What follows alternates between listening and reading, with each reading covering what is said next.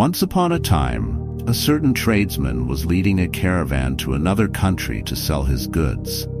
Along the way, they came to the edge of a severe hot sand desert.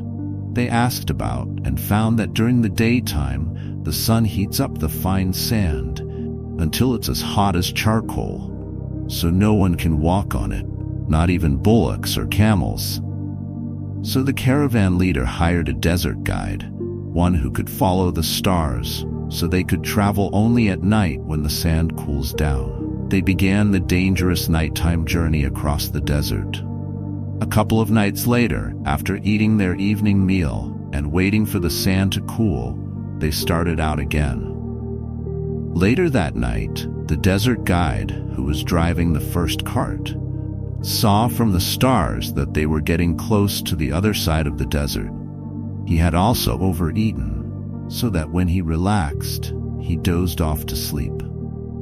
Then the bullocks, who, of course, couldn't tell directions by reading the stars, gradually turned to the side and went in a big, wide circle until they ended up at the same place they had started from. By then, it was morning, and the people realized they were back at the same spot they'd camped at the day before.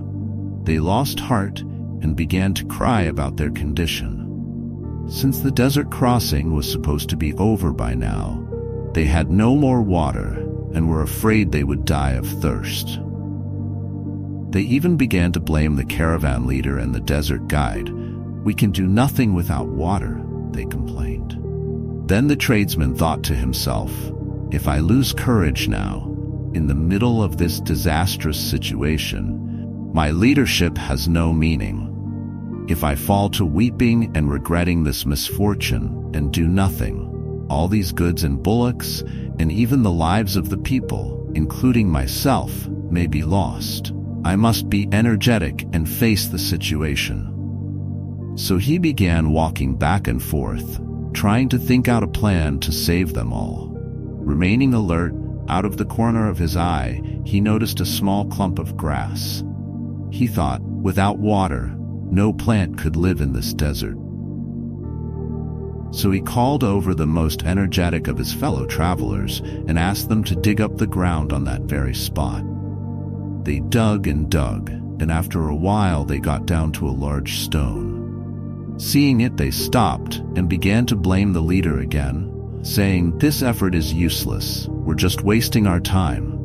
But the tradesman replied, No, my friends. If we give up the effort, we will all be ruined, and our poor animals will die.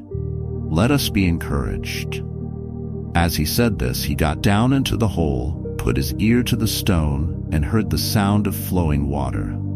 Immediately, he called over a boy who had been digging and said, "If you give up, we will all perish, so take this heavy hammer and strike the rock." The boy lifted the hammer over his head and hit the rock as hard as he could, and he himself was the most surprised when the rock spilt in two, and a mighty flow of water gushed out from under it. Suddenly, all the people were overjoyed. They drank and bathed and washed the animals and cooked their food and ate. Before they left, they raised a high banner so that other travelers could see it from afar and come to the new spring in the middle of the hot sand desert. Then they continued on safely to the end of their journey.